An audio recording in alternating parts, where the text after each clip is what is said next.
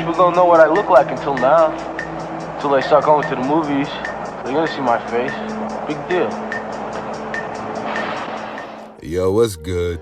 Omg Hawk, one man gang, back at y'all with another one. Yo, don't ever disrespect me with your bangs hanging out your do-rag, you heard? You know, I hope everybody's well as always. We getting real close to 2022, and I know that Omicron might be putting a damper on your New Year's Eve plans, so if that's the case, just don't let it get you down too much. I'm sure you're probably safer at home getting right however it is you do so just don't stress it. It's all good, trust me. And if you are riding out, regardless, I hope the party rock out crazy and everyone gets home safe and healthy. I gotta say though, one thing I realized while doing my research for this one is that it seems like a lot of tragedy happens on New Year's Eve, including the case that we discussing today. So, as always, the details get pretty disturbing and viewer discretion is advised. If you're fascinated by the disturbing details like me, go ahead and tap those like and subscribe buttons, and I'm gonna keep bringing you these cases. I appreciate you. Today's case is gonna bring us to the Midwest city of Minneapolis, Minnesota. Minneapolis is home to about 400,000 people and is one half of the Twin Cities, a nickname that it shares with St. Paul, the state capital, as they both sit on opposite sides of the Mississippi River. It's also known as the City of Lakes because it has about 13 of them, as well as some of the best city parks in the country. They actually have a park called the Minnehaha Falls that's pretty amazing, and it's located right in the middle of the city. I hope I get to check it out one day. It looked pretty dope. December 2019 will forever mark the start of the pandemic, as images of the infected in China had our whole country and the world on alert. It was still pre-mask mandates and pre-panic, and for a young family living on Humboldt Avenue in the city's north end, things couldn't have looked brighter heading into the new year. Monique Baugh was living in a picturesque neighborhood of cute townhomes with her boyfriend, John Mitchell Momoh, and their 2- and 4-year-old daughters. She was as driven as she was beautiful, and after working at an appraisal company for a few years, she became a successful real estate agent in the Twin Cities area. Her boyfriend, John, was a rising star in the rap game who went by his last name, Momoh. Momoh was born in the Twin Cities and had been making music since his early teens. He moved all around the country before settling back home in Minneapolis and starting his family with Monique. He started grinding hard in 2017, building a great buzz, and in February of 2019, Momoh signed a new deal with Black Bag Entertainment. Although he was already making major moves prior to this deal, it seemed like his new situation had him on the fast track to rap superstardom as the production levels got larger, and Momoh would be seen in the company of superstars such as Lil Baby and 50. Momoh would also be blessed with the opportunity to collab with the late Nipsey Hussle on a song called West Side. You tryna kick it, then I'm like West Side, we be coolin' poolside, tell all your friends like we be going all night like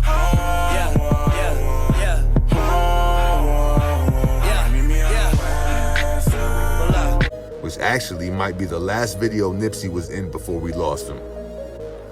The video hit 3 million views in his first day on WorldStar and scored him an interview on Shady 45 with the legendary DJ K Slay in May 2019. Momoh was really living his best life that spring and summer of 2019. His rap dreams were turning into a reality, along with having a beautiful and successful wife and 2 healthy daughters. Some could even call it a modern American dream even. Unfortunately for the family, a perfect ending would not be covered on this series. Time and time again, we hear stories about the street's intimate relationship with the music industry. On the death row. Now, more often than some would like to believe, there is some truth to these tales, and that would be the exact case here. Before Momoh signed to Black Bag Entertainment, he was managed by a record label owned by 34-year-old LYNDON WIGGINS. LYNDON was a successful Minneapolis-based narcotics dealer trying to launder the drug profits into legal rap money. I'm not sure if he was ever actually in a legally binding contract with Momoh, but it seems he helped fund his early rap career, and it's established that when Momoh signed his new deal, LYNDON wasn't a part of it, leaving him feeling played out the money he invested early on. Now also, Momoh felt like LYNDON had a crush on Monique from the vibes he felt when they would all hang out together, along with LYNDON's girl, 29-year-old Elsa Segura. Now, in October of 2019, LYNDON's drug operation took a major hit as 3 of his properties were raided, including a farm in Ironwood, Michigan. Police found and seized over 30 bands, as well as over 400 pounds of weed and over 1,000 fentanyl-laced fake prescription pills. LYNDON believed Momoh tipped off the authorities. The beef was on now, and it concerned Momoh enough to move the family from their home in the suburb of Coon Rapids to Monique's mother's townhome on Humboldt Avenue in the city. Unfortunately, LYNDON would start wigging for real in mid-December when he started seeing posts on social media of Momoh turning up with large amounts of cash. He felt it was time for Momoh to pay up, and he devised a plan to catch him slipping. LYNDON allegedly devised a plan involving his girlfriend Elsa, his right-hand man named Barry Davis, and Barry's boy, Cedric Barry. On December 29th, Cedric walked into a store and purchased a prepaid burner phone. He gave the phone right to Elsa, who activated it using the alias Lisa Kowalski, which was the name she said LYNDON told her to use. She then called Monique's cell phone and left a voicemail claiming to be Lisa Kowalski and asking to view a home that she was selling on 8300 Niagara Lane in Maple Grove. Monique agreed to the showing on the next day, but no one had showed up. Cedric and Barry were actually scoping the house in a rented U-Haul van and noticed she had showed up with a co-realtor. Elsa called again and asked Monique if the house was heated with gas or electricity, and then rescheduled for the next day. Around 3 p.m. on New Year's Eve, Monique returned to the Niagara Avenue home, went inside, and started prepping for the showing. But about 15 minutes later, Cedric Barry and Barry Davis snatched her from the home and forced her into the back of the U-Haul van before speeding off. She was bound with duct tape, beaten, and tormented in the back of the U-Haul for over 2 hours by the Barrys. She was beat in the face so badly she had chipped teeth, and all of her acrylic nails were torn off her fingers. It seemed the Barrys were torturing her in an effort to find out where Momoh was. She held out as long as she could as the U-Haul circled her North Minneapolis neighborhood for a good while before the Barrys got the info that they needed. They figured out where she lived, and a little after 5:30, they pulled up outside her home on Humboldt.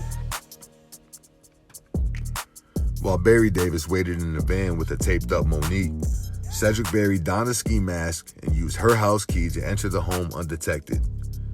He reached over the 2 young girls on the couch and shot Momoh in his leg, arm, and chest, just inches from his heart. The kids were not injured, and Cedric fled to the U-Haul and Barry peeled off. Police and medics responded and were able to stabilize Momoh, while the whole time he's trying to get in touch with Monique to let her know what's going on, but he's not having any luck. It was about an hour later, a little before 7 p.m., Minneapolis police received reports of gunshots near Russell Avenue, and responding officers found Monique laying in an alley, still bound by tape, and shot in the face. She was rushed to the hospital, but sadly passed away from her injuries. She was only 29 years old. Surveillance video would catch the U-Haul leaving the alley on Russell Avenue, and cameras at the Niagara Avenue home Monique was selling would catch her abduction. Store surveillance would capture Cedric buying the phone, and police would identify Elsa's voice from the Lisa Kowalski voicemail, as well as cell phone towers putting the Barrys at Elsa's Findlay, Minnesota apartment during the planning of the hit.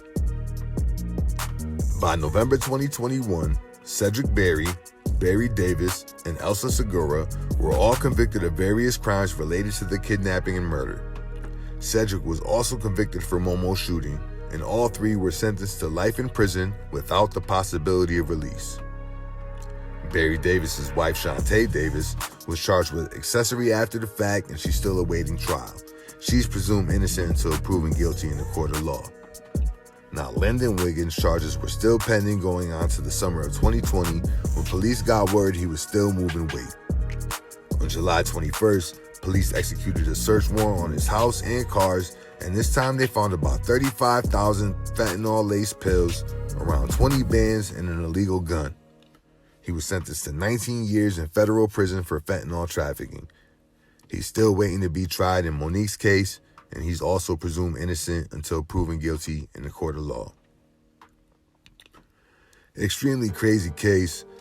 My condolences to Monique's mother and the rest of her family as well as Momoh and the children. It always feels shitty when an innocent person loses their life tragically, let alone violently. I can't imagine the fear and terror she felt those long couple hours just being tortured in a van by these two foul-headed individuals. I mean, the strength she had to hold out as long as she did is real commendable, for real. So salute to her. And as far as Momoh, he seems to be staying as strong as he can. You know, he's still pushing the music. He actually released a video this past June called Made.Me. And he also did a video with Waterwave TV. Shout out to them. That dropped in July. I mean, he sounds optimistic about the music going forward. But I gotta be honest, his demeanor seems completely different from the interviews from a couple years back. You know, I can't imagine what he went through, and I can't tell anybody how to grieve, but Momoh was heavy on that double cup, and it was concerning, and it was hard to watch. You know, I know trauma and self-medication are like peanut butter and jelly, but that syrup is dangerous, so I hope he's able to find some peace, get that energy back for his fans, for his city, most importantly, for his kids and for himself. You know what I mean? Word. So if you still here, I appreciate you for real. Happy New Year to you and your people. Please make sure it's a safe one. I care about you. I especially care about you if you watch my videos. So please don't forget to subscribe to the channel. I'm going to keep them coming. You know what I mean? So stay well, and I'm going to catch y'all next year. One Man Gang.